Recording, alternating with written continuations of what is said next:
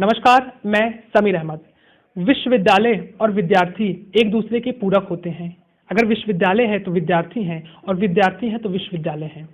आज इसी पर बातचीत करने के लिए ख्वाजा मोइनुद्दीन चिश्ती भाषा विश्वविद्यालय के कुल अनुशासक डॉक्टर नीरज शुक्ला सर हमारे साथ मौजूद हैं। सर, आपका बीसीसी न्यूज़ में बहुत बहुत स्वागत है। नमस्कार।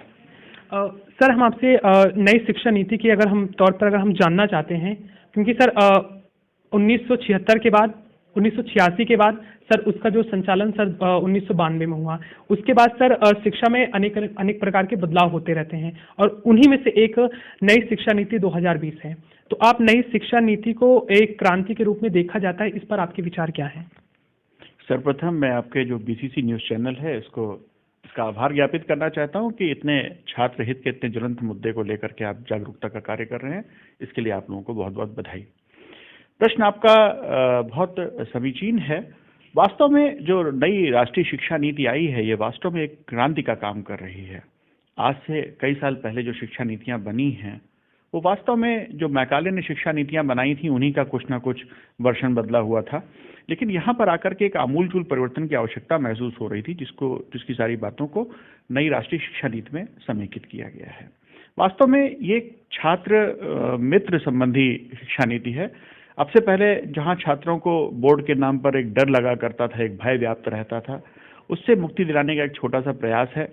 और सीधी सी बात, जब हम पढ़ते थे तब भी भारत एक विकासशील देश था, आज भी भारत एक विकासशील देश है, अभी भी लगता है भारत एक विकासशील देश। वास्तव में जब तक एंटरप्रेन्योर्स नहीं पैदा होंगे किसी भी देश में तब तक वो देश विकासशील ही रहेगा, विकसित नहीं होगा। नई राष्ट्रीय शिक्षा नीति में इस बात की प्रबल संभावनाएं हैं और प्रबल तरीके से इस बात को रखा गया है कि भारत एक ऐसा देश है जहां पर हम सिर्फ नौकर पैदा ना करें। मैकाले की शिक्षा नीति में जो सिर्फ नौकरी कराने की बात कही गई थी, नई राष्ट्रीय शिक्षा नीति में इस बात से आगे बढ़कर के बात की गई है कि हम लोग कुछ ऐसा करें कि जिससे हम लोग नौकरी दूसरों को दें। सिर्फ नौकरी करने की इच्छा जो अभी तक शिक्षा नीति चली आ रही थी, इसमें बच्चे दिग्भ्रमित हैं, उनको पता ही नहीं कि वो किस लिए पढ़ाई कर रहे हैं। वो अगर आईएएस, एक ग्रेजुएट छात्र आईएएस का भी फॉर्म भरता है, चपरासी का भी फॉर्म भरता है, क्लर्क का भी फॉर्म भरता है, अफसर का भी फॉर्म भरता है, उसे पता ही नहीं वो किस योग्य है। तो सिर्फ हम नौकरी के लिए ना पैदा हों। बहुत पहले कहा भी था कि शिक्षे तुम्हारा नाश हो तो नौकरी के हित बनी। तो वर्तमान राष्ट्रीय शिक्षा नीति नौकरी के हित की बात नहीं करती है। वर्तमान राष्ट्रीय शिक्षा नीति बात करती है किस तरीके से आप एंटरप्रेन्योर बन करके, किस तरीके से अपना स्टार्टअप शुरू करके देश की जीडीपी में आप अपना योगदान दें। जैसे कि सर आपने बताया, सर जो नई शिक्षा नीति आई है कहीं ना कहीं ये एक रूप में विद्यार्थियों के लिए ब्रह्मास्त्र का तरीके से हम उसे मान सकते हैं। हाँ, बिल्कुल माना जा सकता है, बिल्कुल माना जा सकता है। देखिए, नई शिक्षा नीति में एक एंट्री और एग्जिट की सुविधा एक दी गई है, बहुत बहुत बढ़िया सुविधा है। अब से पहले 3 साल का ग्रेजुएशन होता था। अगर किसी कारणवश आपकी पढ़ाई 1 साल या 1.5 साल 2 साल के बाद छूट गई तो आपके हाथ कुछ नहीं लगता था। वर्तमान शिक्षा नीति में वो कह रहे हैं अगर आपने 1 साल का ग्रेजुएशन किया है आप सर्टिफिकेट कोर्स ले लीजिए, आपने 2 साल पास कर दिया आप डिप्लोमा ले लीजिए, और अगर आपने 3 साल की पढ़ाई कर ली है आप पूरा ग्रेजुएशन ले लीजिए। इवन उन्होंने 4 साल तक के ग्रेजुएशन की बात कह रहे हैं कि आपको शोध की भी कुछ बातें वो ग्रेजुएट लेवल पे ही बता देंगे। इसके बाद अगर आपको हायर एजुकेशन मोड में जाना है तो आप वहां जाइए, अदरवाइज आपके पास दूसरे एवेन्यूज हैं। तो निश्चित तौर पर यह एक ब्रह्मास्त्र है जो वर्तमान सरकार के द्वारा छात्रों को दिया गया है, उनके बेहतर भविष्य के लिए, उनके बेहतर भविष्य के लिए। सर, अंतिम प्रश्न आपसे करना चाहेंगे क्योंकि आपने ग्रेजुएशन की बात की है।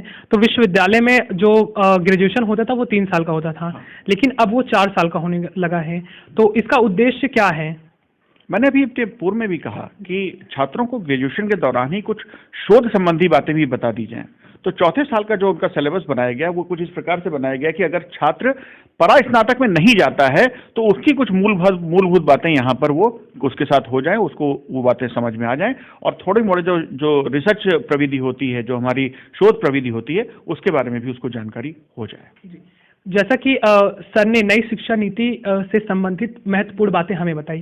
सर, हमसे बातचीत करने के लिए आपका बहुत बहुत धन्यवाद।